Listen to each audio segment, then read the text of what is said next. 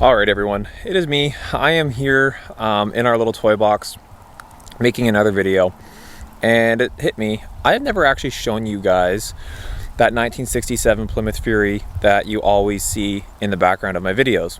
So, little surprise in this video actually. While I'm here, I'm saying I want to crank out more. Let's crank out more.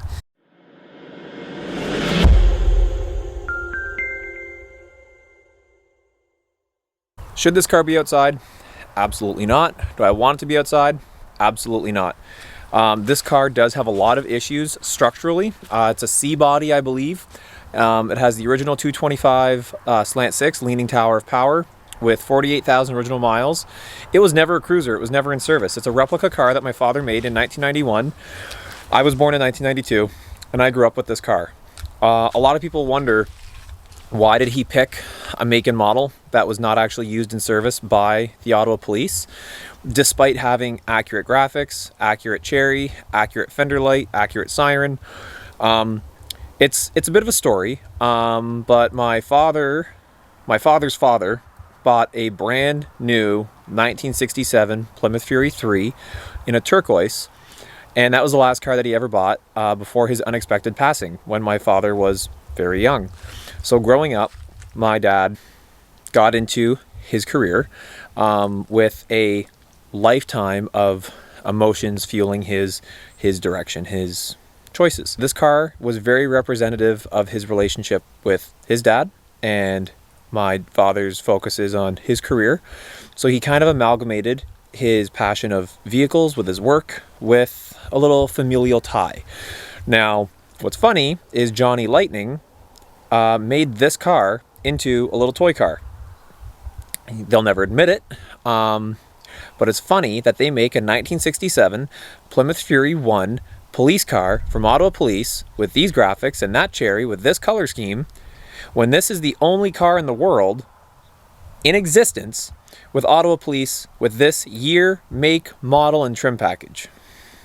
And funny enough, the unit number was never actually put down there. That was done for a movie in 1994, 1995 with the Canadian Film Board. My father had it rented out as an OPP cruiser.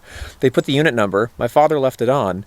And on the Johnny Lightning car, they also have the improperly placed unit number in the exact same spot. So tell me it's not a copy, but let me tell you, that is a crazy coincidence. So this car should not be outside. It is outside. It has a lot of structural issues, and I have a lot of lofty plans for it. But with planning a wedding and planning a baby, I don't have $80,000 to restore it to a good quality show car for it to still only be worth, 12, 14 grand. So she sits and she waits.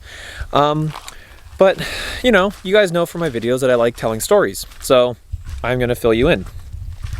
My grandfather's car was a 1967 Plymouth Fury 3. So with that, you had a bit more trim on the trunk. It was just a higher trim, higher finish. And the big thing was it had an AM radio. That car was sold in 1977. My grandmother drove it through the 70s, and it got to a point where the repairs were not worth doing versus the cost of the vehicle. So she sold it to a very nice man about 40 minutes east of Ottawa, where we live, and she got another vehicle from that man who bought at auction and flipped vehicles. He got in that car, the one that my father grew up with. He drove it to the back field where he had a sea of cars and parked it, and it never moved another inch ever again. So 1977, they drove it up the hill out to the field, parked it. Many years later, I'm speaking with my father, and I'm asking questions about my grandfather, and I never met him. And I was like, it'd be really cool to find that car. My dad lets me know that he thinks he knows where it is. So back in 2008, I believe it was, 2007, 2008, I'm still in high school. My father and I take delivery of a 2008 Dodge Mega Cab, Laramie, Cummins, beautiful truck, put a plow on it. And we were just kind of driving around, and we went out to the country and went to the farm, knocked on the door, asked, and we went up into the field and found my father's car. It was emotional. I cried, he cried, my dad and I hugged for the first time in 10 years. It was super emotional. And I took his number and we kept in touch. So 13 years later, maybe 14 years later, this year, during the pandemic, we got lots going on, and my dad needs projects, which is why we have the 1955 from California, from Ohio, from California, through Oregon, stored in Illinois. Big story. And I reached out to him and I said, do you still have that car? You know, my father and I came like 14 years ago. He says, yeah, I was holding on to it. He got rid of everything. Honestly, there must have been 60 cars up there. There's like 12 left. And they kept the car for me and my dad. So that's my fury. We got my grandfather's car back. One owner, all original.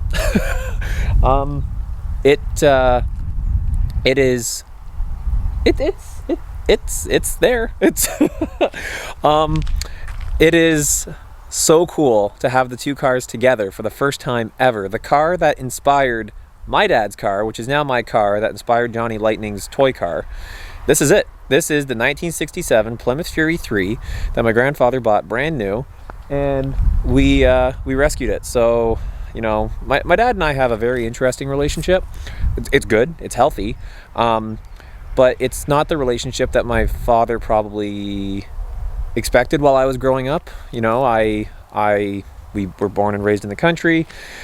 He probably expected the white picket fence with the nice wife and the kids by now. And here I am marrying Greg, kind of just carving my own path and reinventing myself every few years. But we went out there and got dirt under our nails, and he followed my lead, and the very nice man whose farm we were at got his tractor out, and we loaded it up on our friend's flatbed. Again, thank you, Jeff, for the flatbed.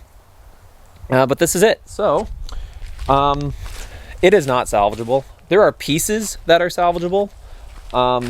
It is not salvageable in the least. But the really awesome part is that it has its motor still. The 318 is still in it and been sheltered for 44 years. So we pulled the dipstick. There's oil on the dipstick. There's no water in it. The motor is completely salvageable, restorable, savable. So really we went to the trouble of pulling this thing out of the ground to get that motor. But like, I just can't believe it still has the color on it. Here, I'll show you this.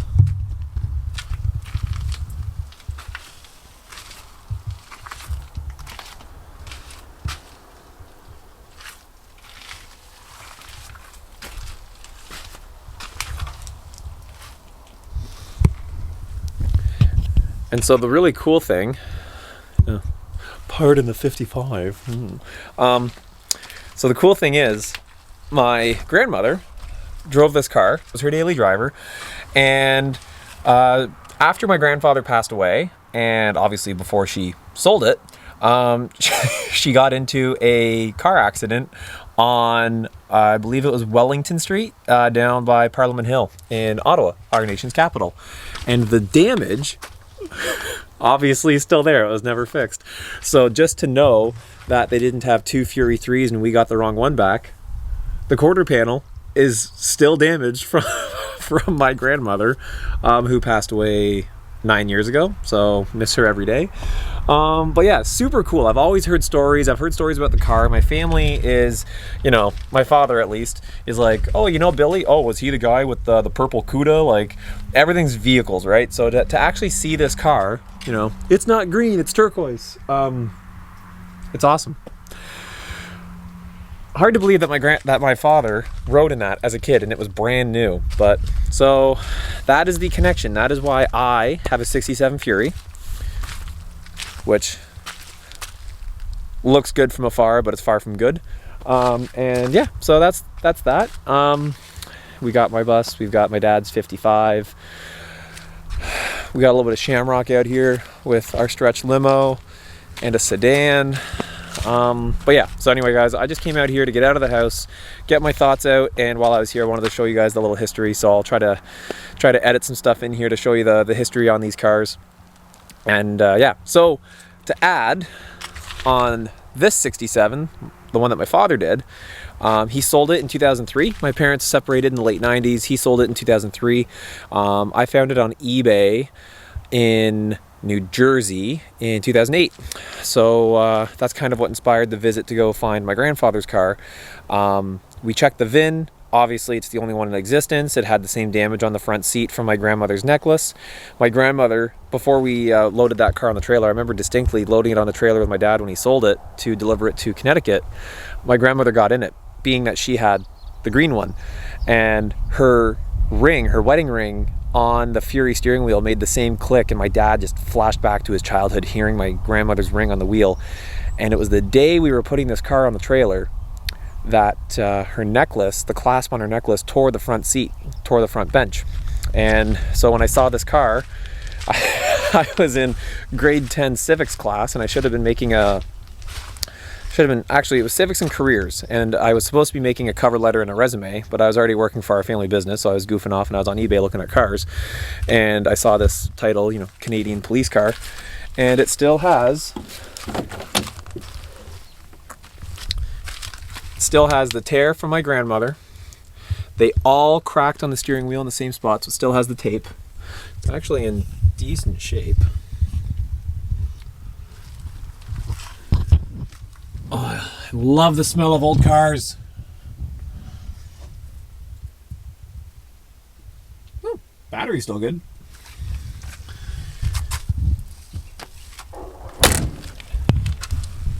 I wish cars sounded like that when you close their doors now. Why is it that I'm 29 and I just love older stuff? I don't get it. If I could daily drive a car from the 60s, I would. I swear to God, this Jetta, while it's economical, God, it's annoying with all the bells and dingers and crud on it. So anyway, guys, I'm going to get more stuff out. I'm going to share a bit more of my life with you. I'm going to share a bit more of my toys with you. Watch the other video about kind of the update on everything that's going on and why my vehicles are out here. So you guys have a great day. Stay safe, stay happy, be kind, and I'll see you soon.